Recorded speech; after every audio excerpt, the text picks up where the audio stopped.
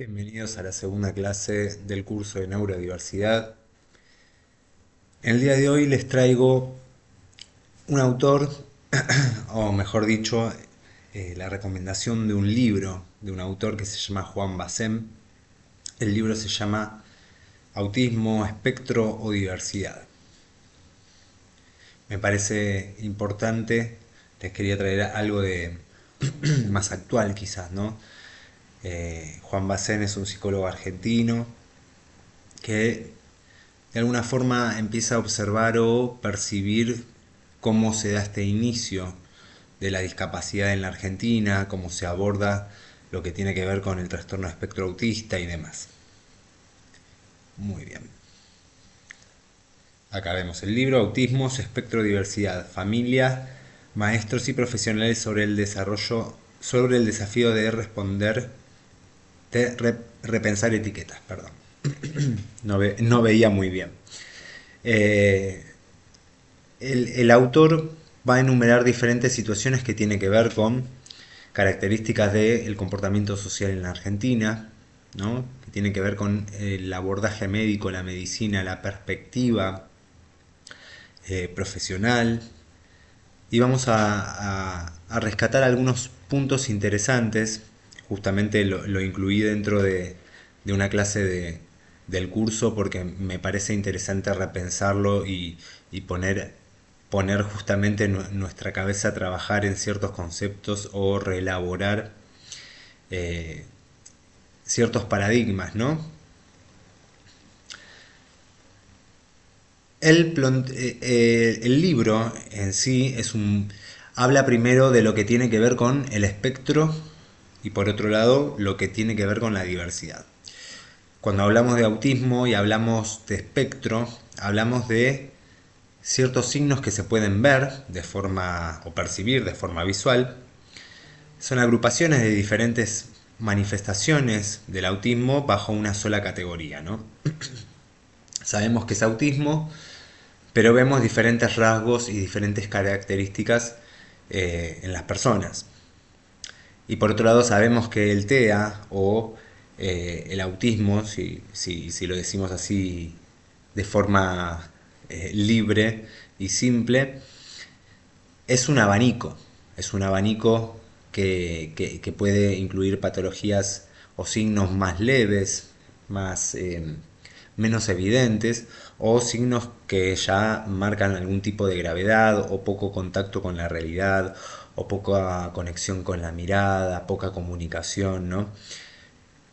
Todo de alguna forma vamos a ver que hay muchas características que si bien pertenecen al TEA también pueden ser de otros trastornos o compartirse con otros trastornos o discapacidades. Pero vemos que en principio existe esta necesidad de empezar a ver el trastorno de espectro autista como si fuese un abanico abierto, ¿no? De situaciones y empezar a investigar bien cuáles son los signos eh, o los rasgos que tiene cada persona en la conducta, así como en cuanto al movimiento, al contacto social, a la comunicación y demás.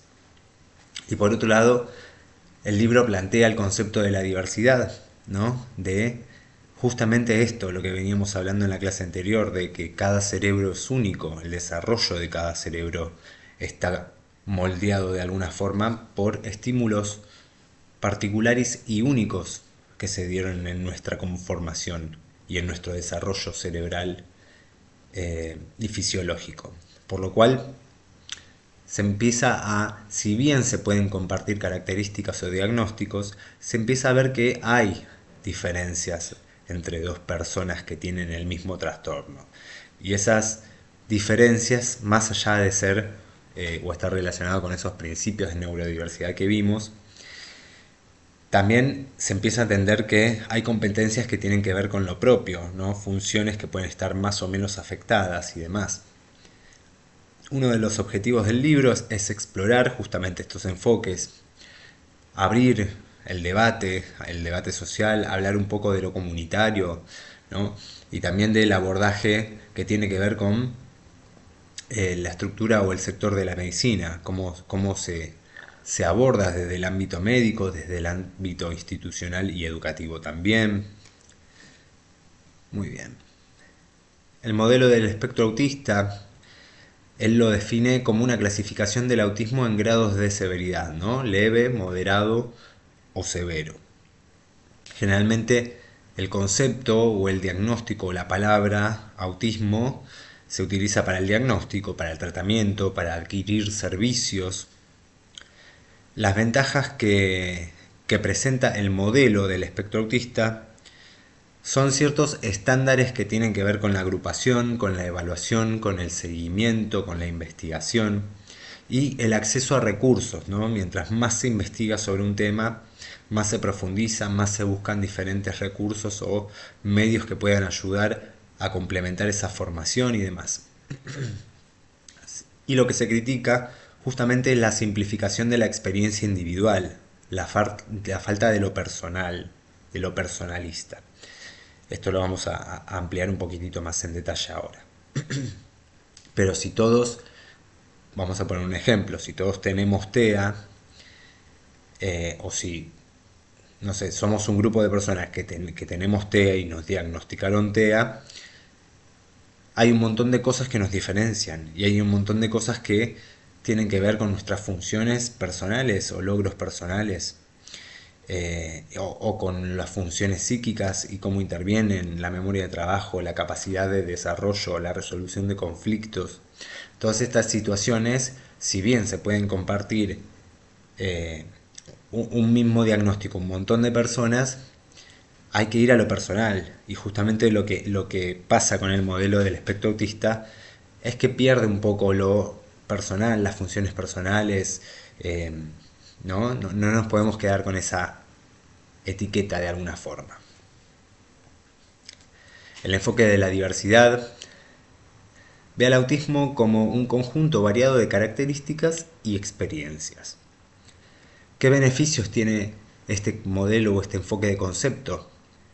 El respeto por lo individual y la adaptación a diferentes servicios, considerando que si todos tenemos TEA y a mí me es más dificultoso moverme o desplazarme y al otro no, entonces estaría bueno que si empezamos a hablar de TEA, empecemos a aplicar cosas que nos beneficien a todos, no a solo un grupito o a los que les pase, ¿no? Digamos, si todos compartimos un diagnóstico, bueno, veamos que todos podamos tener las coberturas o los abordajes necesarios para resolver justamente las deficiencias que tengamos que resolver.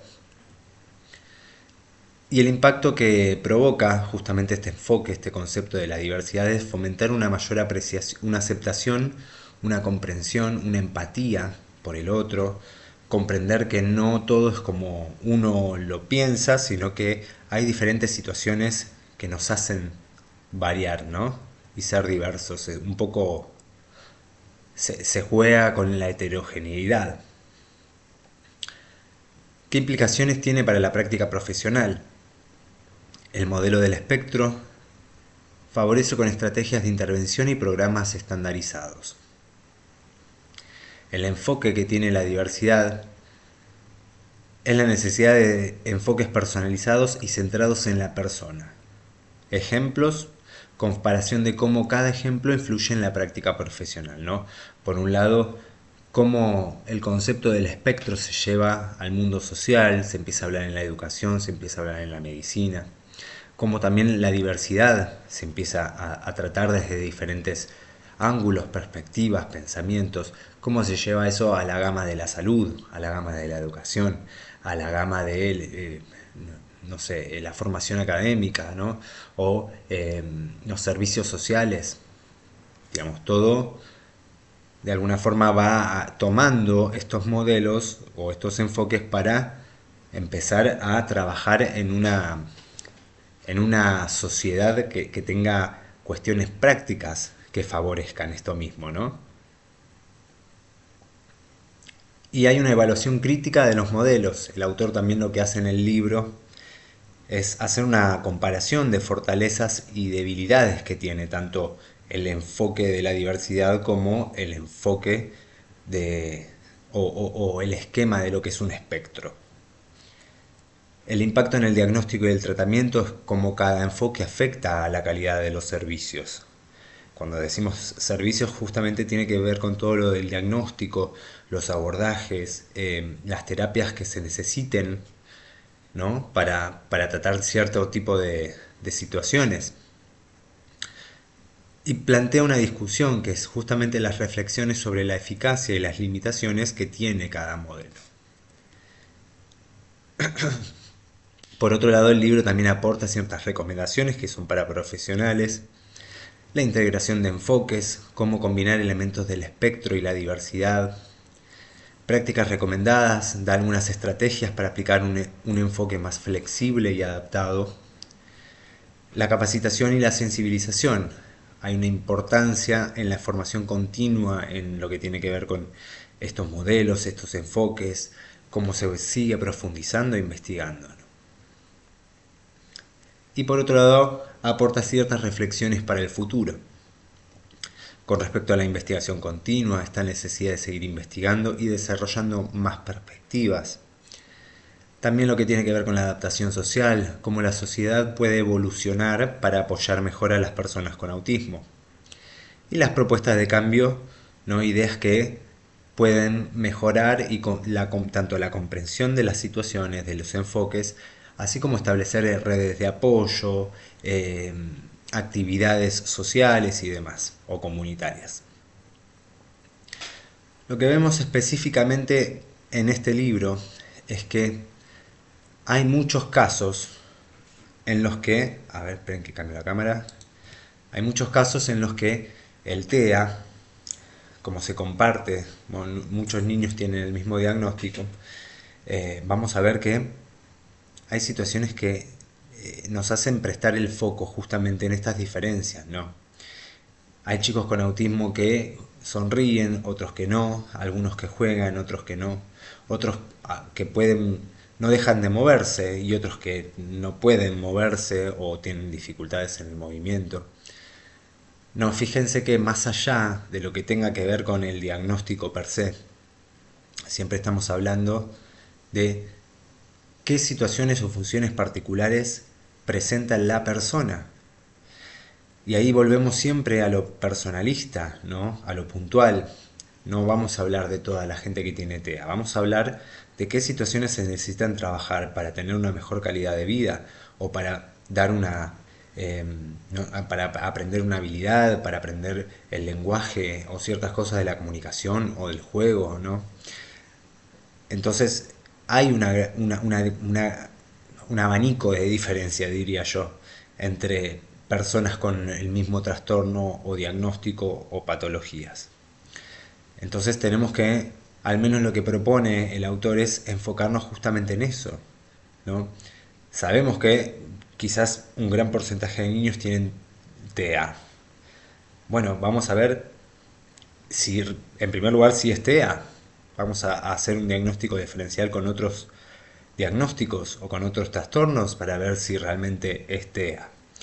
Y si fuese TEA, sabemos que es algo genérico, pero las capacidades que tiene afectadas o las funciones que tiene afectadas la persona son las que tiene la persona, no otra persona que tiene TEA tiene las mismas, ¿no? Esto es lo que propone, o la visión que propone también el autor, de a poco. Muy bien. Hay chicos que hablan y otros que no, algunos no sonríen y otros sí. Hay chicos con estigmas físicos y otros que no, o con enfermedades genéticas comprobadas y otros que no, ¿no? Vemos todo esto que tiene que ver con el espectro, justamente, con este abanico que puede ser infinito en mezcla de posibilidades y características. Y después habla mucho de lo que tiene que ver con la diversidad y la cobertura social. Si se crea una categoría lo suficientemente abarcativa para que, considerados bajo su nombre, muchos chicos puedan recibir protección, esa categoría empieza a funcionar como contraseña para acceder a distintas prestaciones y tiene utilidad social. Muchos chicos van a ser cubiertos de esa manera. Lo que plantea el autor es que si llevamos a un grupo de chicos a un médico para ver justamente cuál es la situación de salud psíquica o del desarrollo que tiene el niño, podemos encontrar que nos van a dar un diagnóstico. Pero ese diagnóstico también se lo dan a muchísimas otras personas. Entonces, por un lado tiene un beneficio social porque es como una puerta, un acceso bastante directo a tener las terapias complementarias, a psicólogo, neurología, estimulación temprana, acompañamiento terapéutico, habilidades sociales. Hay muchas cosas desde la medicina y desde la pedagogía que se pueden acceder cuando uno tiene ciertos diagnósticos dentro de las leyes de la discapacidad, ¿no? En este caso, en el autismo. Entonces, está buenísimo que si se percatan ciertos signos o detalles en niños, uno pueda acceder a las prestaciones, a la investigación, ¿no? A poder ser cubierto para que reciba ciertos tratamientos o no. El tema es que se pierde justamente lo personalista. Está bueno, por un lado, no, al menos lo que plantea el autor es que por un lado está bueno, porque de esa forma existe una cobertura social, un abordaje comunitario, pedagógico, educativo, a nivel de salud también, ¿no? Digamos, hay acompañamiento, pero se diluye un poco lo que tiene que ver con lo personal, las funciones alteradas o afectadas o las competencias que tiene personalmente en particular la persona, ¿no? Se empieza a dejar toda esa profundización de detalles y diferencias cuando ya se tiene un diagnóstico que se comparte con un montón de gente o con un gran porcentaje de población. Entonces, existen esos dos polos, ¿no? Estos dos enfoques que por un lado es benéfico, porque se puede empezar a investigar o a tratar desde lo antes posible, pero por otro lado se pierde justamente el enfoque personalista, cuáles son las funciones específicas que tiene el niño afectado, cómo podemos abordar o ayudarlo en tal o determinada situación, ¿no? Entonces empieza a plantear estas cosas en el libro también. El libro intenta, con respecto al diagnóstico, señalar que se está perdiendo bajo la idea de dilución de precisión de diagnóstico.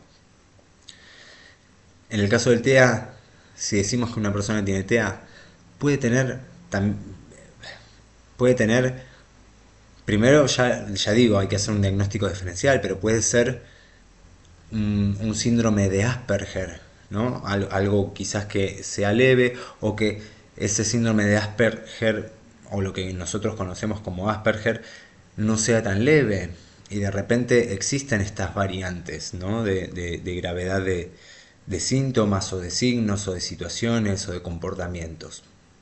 Entonces hay que enfocarnos en lo personalista, pero generalmente cuando los primeros diagnósticos con los cuales nosotros accedemos a tratamientos son diagnósticos como una puerta de entrada para ciertas terapias, en las que no tenemos que quedarnos con la etiqueta solamente o con ese diagnóstico. Porque tampoco define a la persona un diagnóstico o un nombre, ¿no? Tiene que ver con justamente lo más personal, qué cosas hay que trabajar, qué competencias o características o habilidades tiene. No empezar a en detalle ir viendo estas cosas en la progresión, con la observación continua. Entonces se pierde esa precisión de diagnóstico, el entender qué le pasa a una cantidad de chicos que están nominados bajo un nombre que les es impropio, ¿no? No todos los chicos se llaman TEA, ni autismo, ni TGD. ¿Pueden llegar a tenerlo? Pueden llegar a tenerlo. Puede ser así también que tengan el diagnóstico y no sea un TEA o un TGD, ¿no? Entonces, ahí apunta el autor, a ir justamente a evidenciar las cosas personales de cada sujeto. Y en cuanto a la certificación de discapacidad, lo ve como un logro y un derecho, pero también un problema para la forma en la que está organizada en este momento. Muchos chicos deberían acceder a las prestaciones que tienen que ver con la discapacidad sin tener un CUD, ¿no? Un certificado de discapacidad. Muchas veces no se llega tan fácilmente a un diagnóstico y aún así la persona tiene las problemáticas o situaciones que tiene. Entonces plantea también esta situación, ¿no?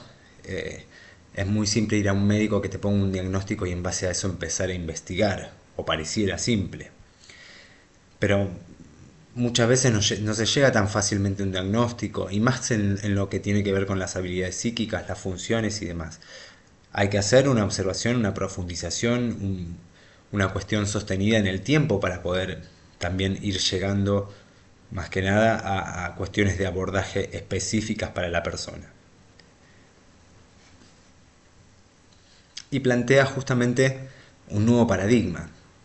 El concepto de neurodiversidad permite considerar las características neurológicas, sensoriales, comunicativas y sociales de las personas autistas como diferencias naturales en su desarrollo.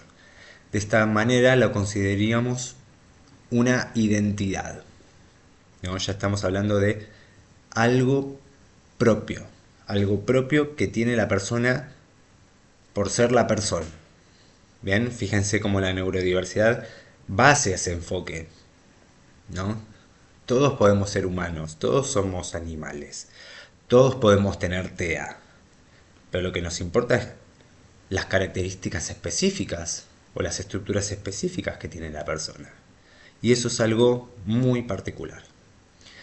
Nadie puede decidir ser autista, nadie puede volverse autista. Por ello es una identidad.